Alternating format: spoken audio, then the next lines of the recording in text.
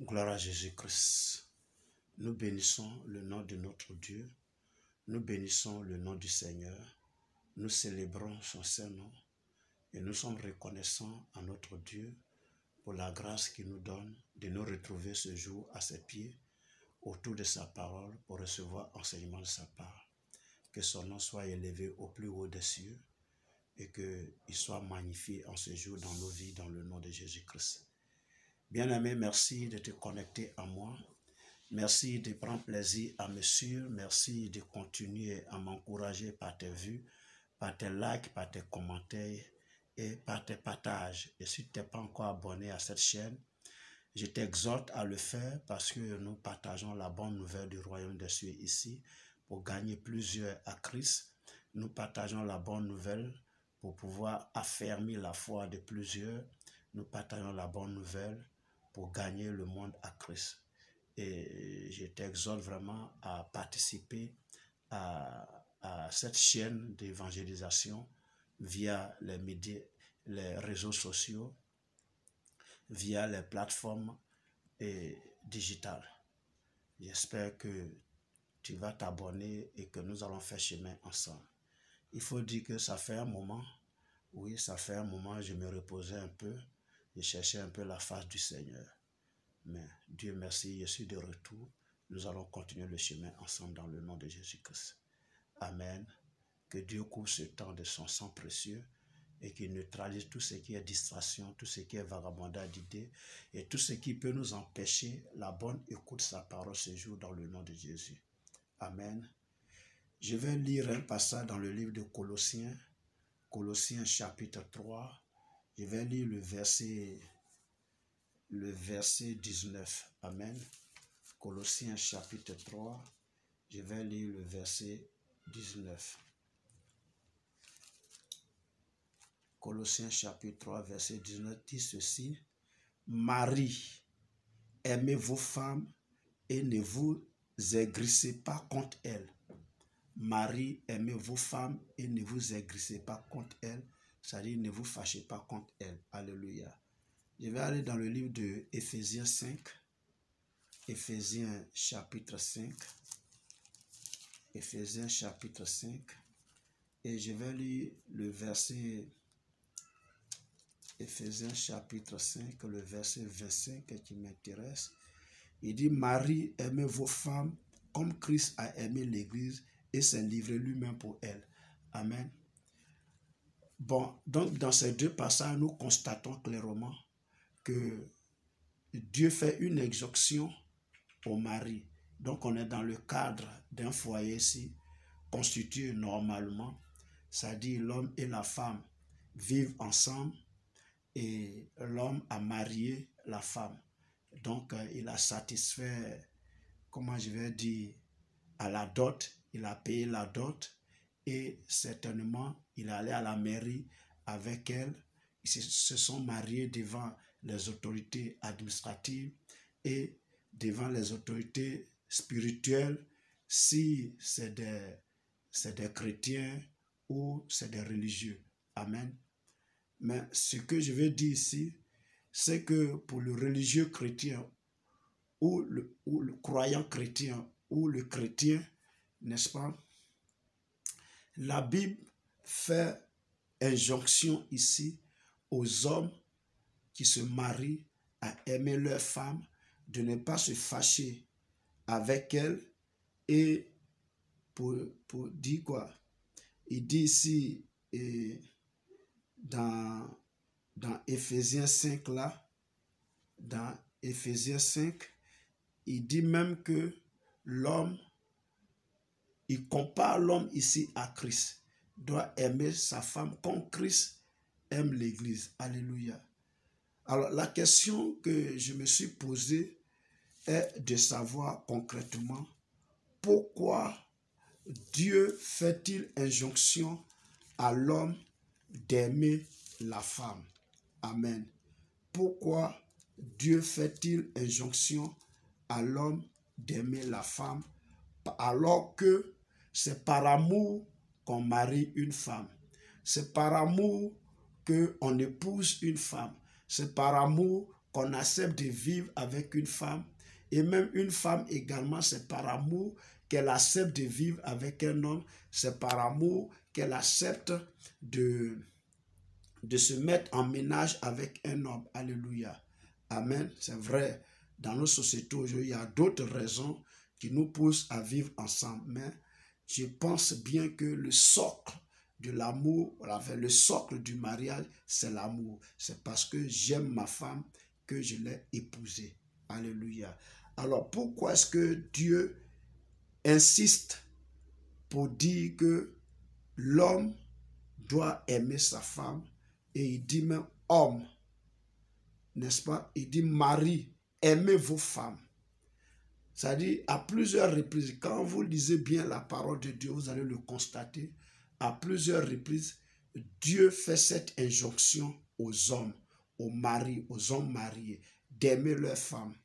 Alors, cela m'a amené un peu à réfléchir. Et j'ai compris que quand on va dans le livre de Genèse chapitre 4, le verset 19 notamment, la Bible parle d'un descendant de Caïn qui s'appelle Lémec, qui a pris 2 femmes. Et c'est la première fois que la Bible mentionne un homme qui a pris 2 femmes, donc qui est bigame. Donc on va dire que selon la parole de Dieu, c'est là-bas est quitté la polygamie que nous connaissons aujourd'hui. Amen. Et donc depuis ce bigame-là de l'humanité, ce premier bigame de l'humanité, ce premier polygame de l'humanité, il est difficile à l'homme vraiment de se contenter d'une seule femme. Amen. Il est difficile à l'homme de rester avec une seule femme. Et même vous allez voir que certaines religions même ont carrément permis que l'homme puisse aller jusqu'à marier 4 femmes. Alléluia, jusqu'à marier 4 femmes. Pour montrer un peu l'incapacité de l'homme à aimer une seule femme. Alléluia. Parce que si le socle du mariage c'est l'amour, ça veut dire que l'homme a l'incapacité d'aimer une seule femme, c'est quoi il peut se permettre de prendre 2, 3, 4 femmes. Et même certaines religions le permettent. Amen. Donc, depuis l'entrée de la polygamie dans l'humanité, l'homme, c'est difficile pour lui d'être fidèle à une femme. Alléluia. Or, dans le plan originel de Dieu, c'est qu'un homme est sa femme. Parce que, comme Jésus l'a dit, il n'en était pas ainsi au commencement. Amen. Parlant du divorce, bien sûr. Parce que Dieu a créé l'homme et la femme. Et les deux se sont unis. Et il dit que personne ne sépare ce que Dieu a uni. Alléluia. Dieu n'a pas créé 2 femmes pour un homme. Écoutez-moi bien. Quand Dieu créait l'humanité et qu'il a fini de créer l'homme, et puis après Dieu a constaté qu'il n'était pas bon que l'homme soit seul, et qu'il va lui faire une aile semblable à lui, et qu'il l'a mis dans un sommeil profond, n'est-ce pas? Dieu a pris une seule côte. Et avec cette côte, il a fait une seule femme. Amen. Dieu n'a pas pris 2 côtes pour faire 2 femmes.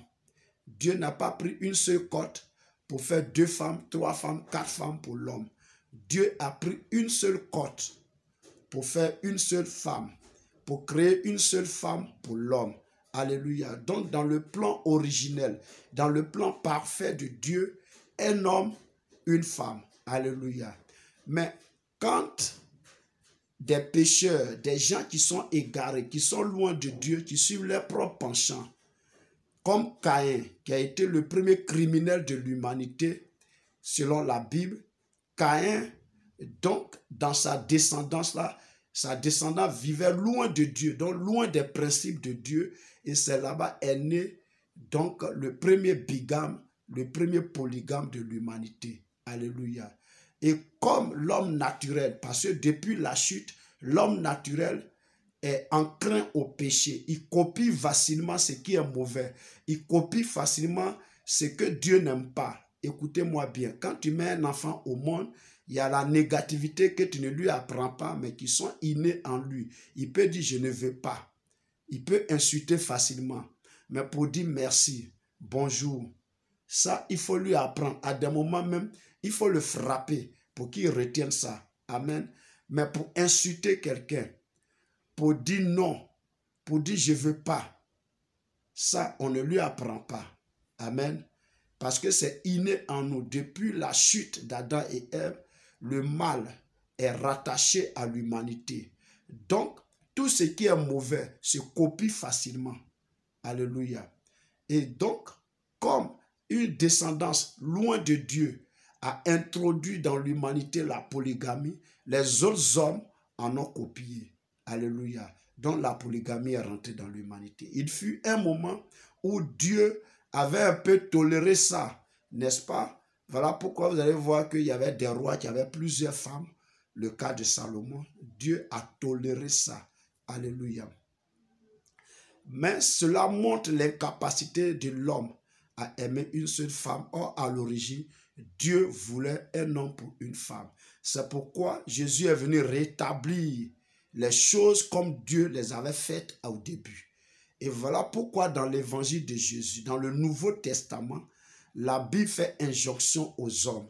Il dit, hommes, aimez vos femmes. Alléluia. Il faut aimer sa femme. Parce que l'amour, en réalité, c'est quoi? L'amour, dans la Bible, on parle même de charité. Amen. On parle de charité.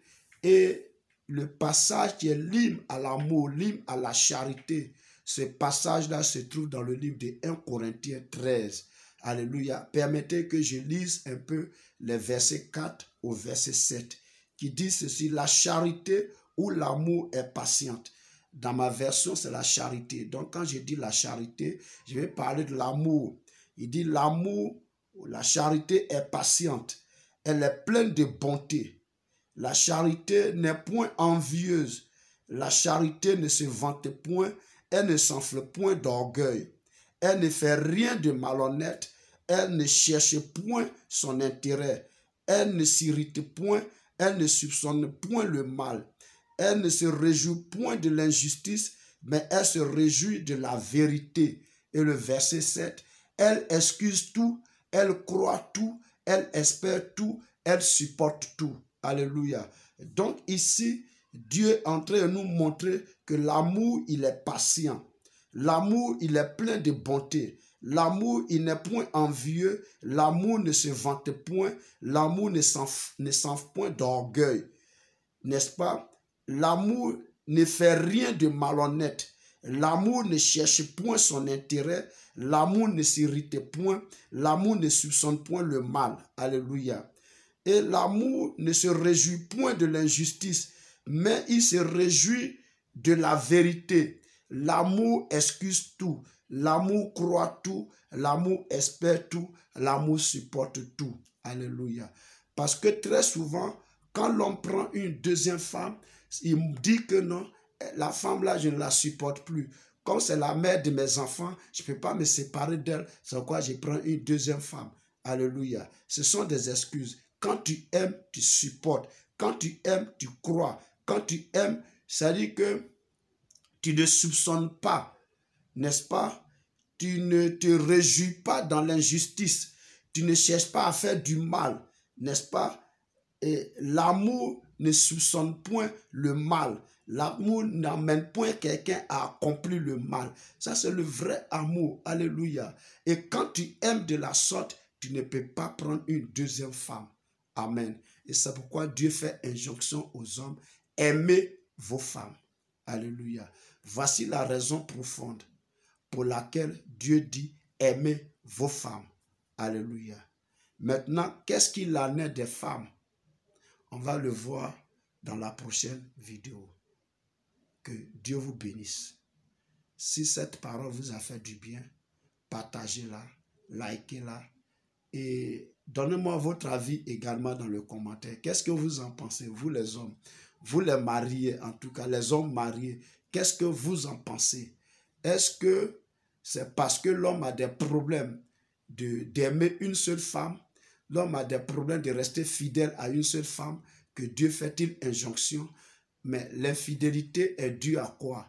Est-ce qu'on ne peut pas, puisque l'amour ne soupçonne point le mal, alors est-ce qu'on ne peut pas excuser, puisque l'amour excuse tout?